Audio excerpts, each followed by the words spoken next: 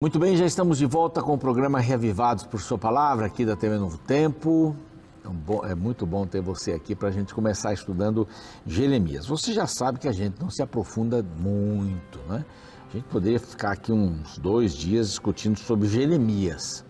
Jeremias que aparece 130 vezes esse nome na Bíblia. Olha quantas vezes aparece esse nome. Foi um profeta importante.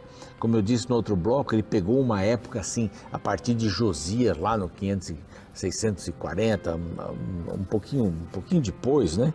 Eu tenho até anotado aqui, uns 627 mais ou menos, ele começou. Ali, por aí, nessa fase mais ou menos, né?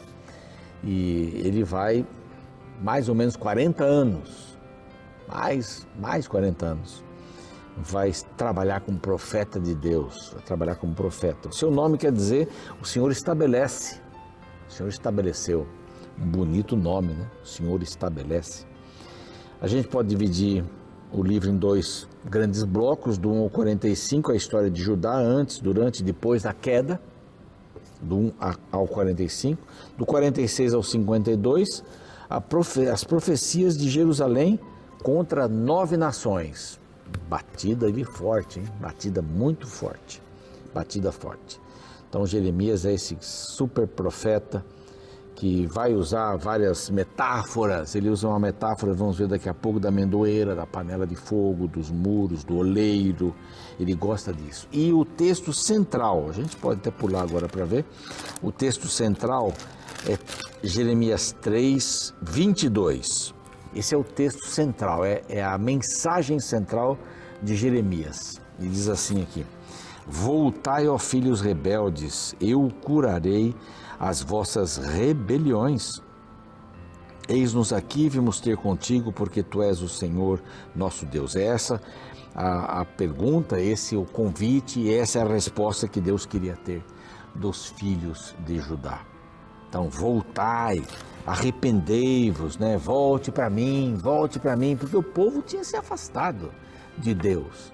E essa era a função do profeta, trazer o povo de volta. Mas a gente encontra aqui um profeta relutante no primeiro capítulo, né? Você se lembra no capítulo 6 de Isaías, que não está cronologicamente colocado, e aqui praticamente todos os capítulos estão em ordem cronológica.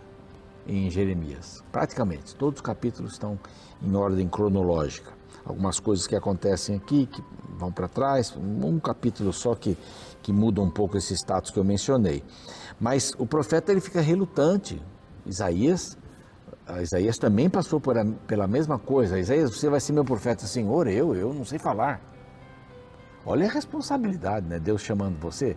Se Deus aí te acorda de madrugada, diz assim, ô João, Antônio, Maria, você está sendo chamada para ser minha profetisa, meu profeta. Como é que você ficaria? Tudo bem, Senhor, já estava preparado. Bom, primeiro que você se dissesse que já estava preparado, nem ia ser chamado. Pode ser que você estava preparado, mas sem saber. Né? Porque a gente acha que nunca está preparado. Eu sou pastor, fui pastor, 44 anos na ativa, agora eu estou jubiloso, jubilado, aposentado, mas estou trabalhando. Aqui na Novo Tempo eu faço isso aqui com alegria, né? Voluntariamente, tem outras coisas que eu faço.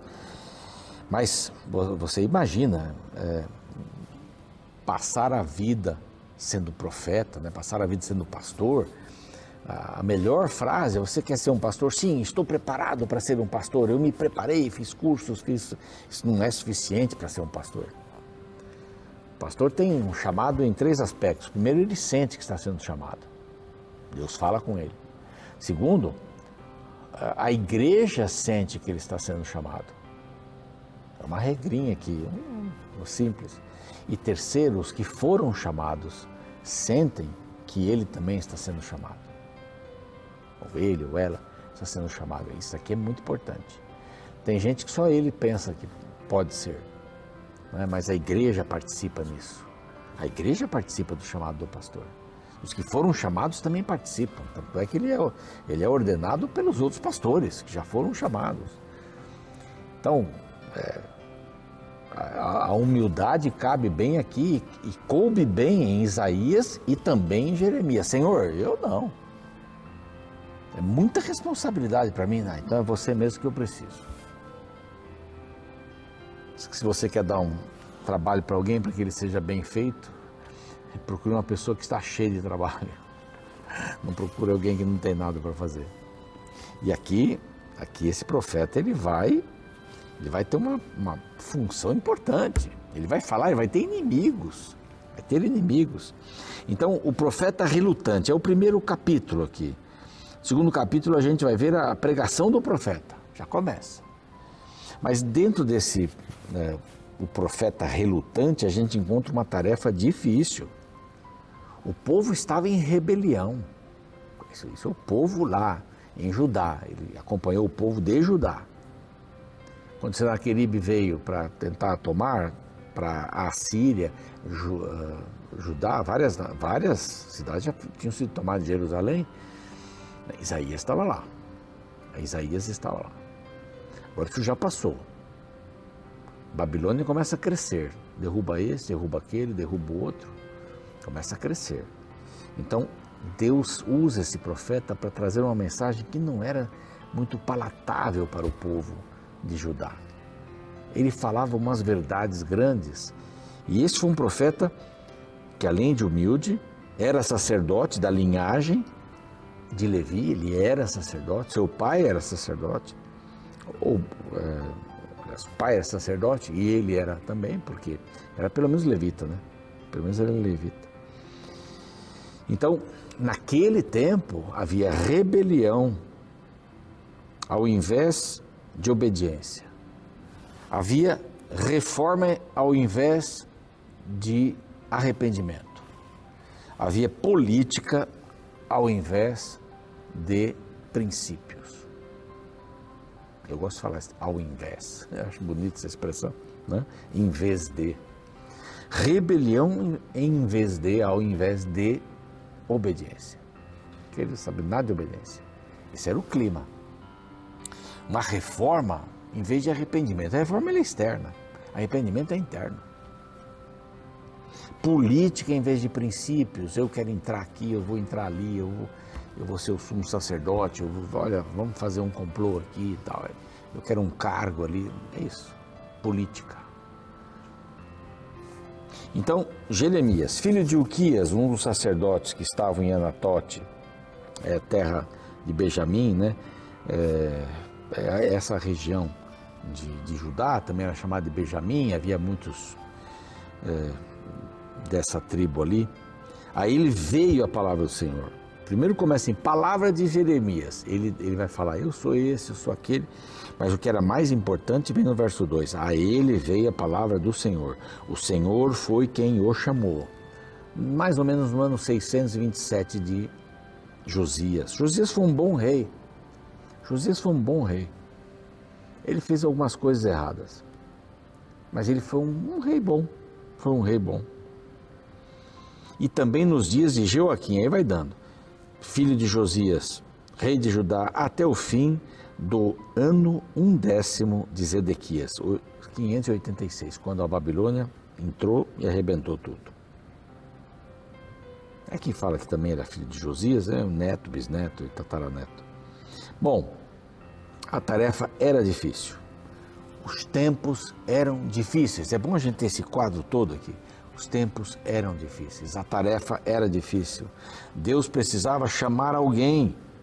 Então o servo ficou em dúvida sobre o chamado de Deus, porque ele não se sentia capaz. Né? Mas a graça de Deus é quem o elegeu, ela foi eletiva. Ela o elegeu, a graça, de graça. A mim veio, pois, a palavra do Senhor dizendo, ele nasceu e foi preparado para isso. Antes que eu te formei, olha só, palavra do Senhor, antes que eu te formei, Jeremias, antes que você fosse formado no ventre materno, eu te conheci.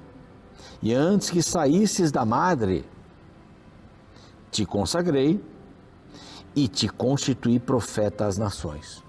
Diferente de Isaías, o chamado de Isaías foi diferente dele, né? Cada um tem um chamado diferente. Cada um tem... Deus vai abordar cada um de uma maneira diferente. Então lhe disse, oxe, para as nações, eu lhe disse, ah, Senhor Deus, ah,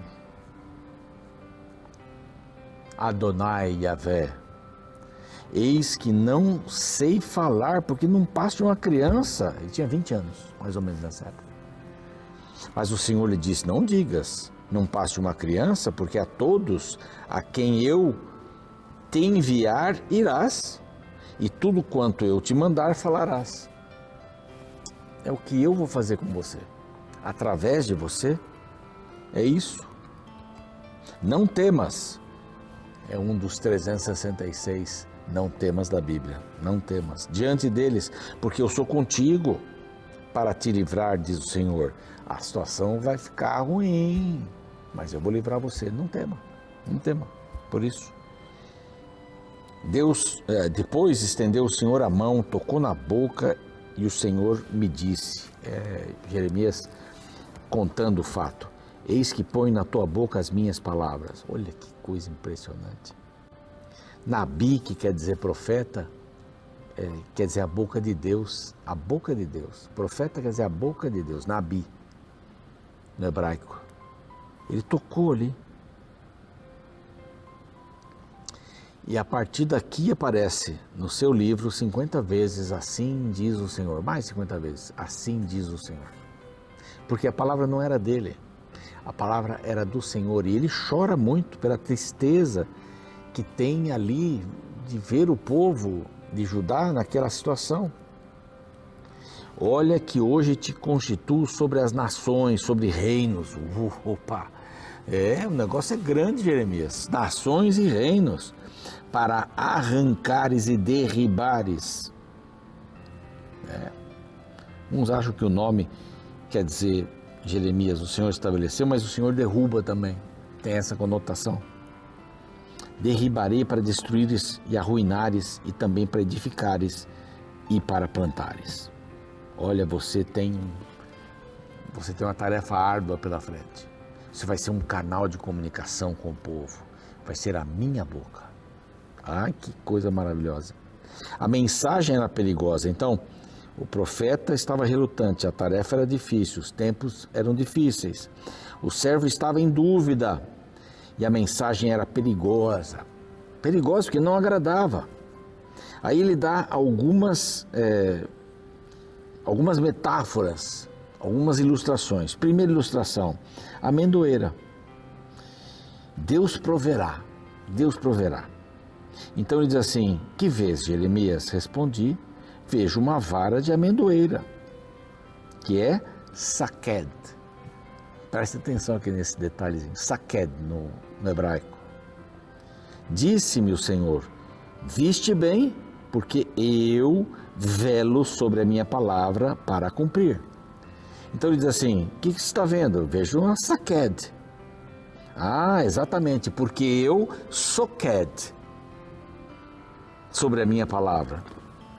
Ele deu aqui uma rimazinha, ele fez um jogo de palavras aqui. Tem muito isso aqui no hebraico, na Bíblia. Saked, soked. Amendoeira, eu vigio, eu velo, eu vou cuidar da minha palavra. Pode ficar tranquilo. Você vai ser a minha boca, mas eu vou cuidar da minha palavra. Ela é minha. Ela é minha. E a amendoeira eram as primeiras folhas da primavera, flores da primavera. Que bacana isso, né? É um trocadilho que ele faz aqui. Aí ele tem uma outra visão. É a visão da panela de fogo. A panela panela ao fogo, né? Vem quente ali do norte. É Babilônia. Babilônia.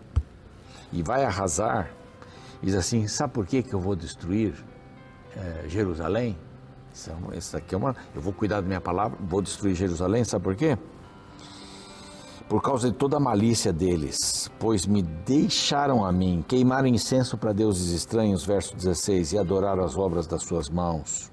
Então você cinge os lombos, olha, prepare-se para a guerra, essa é uma expressão para a guerra, prepare-se para a guerra, Jeremias, prepare. Eu vou cuidar daqueles que estão dentro dos muros, Deus protege o seu servo, eu vou cuidar de você.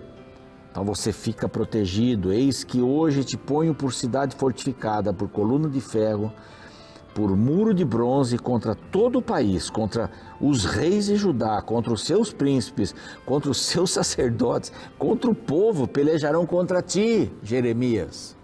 Mas não prevalecerão, porque eu sou contigo, diz o Senhor, para te livrar. Pai, que mensagem! Jeremias, você vai falar por mim. O pessoal vai te perseguir, mas eu vou cuidar de você. Eu vou cuidar de você. Eu velo pela minha palavra. Eu velo pela minha palavra.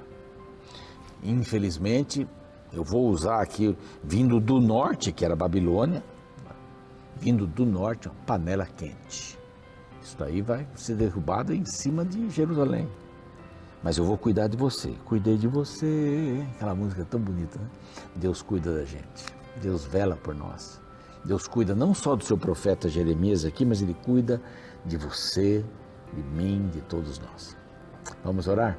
Pai amado, começamos recém agora esse estudo de Jeremias. Que possamos entender a situação, o contexto, as palavras e que possamos tirar para a nossa vida essas lições em nome de Jesus. Amém.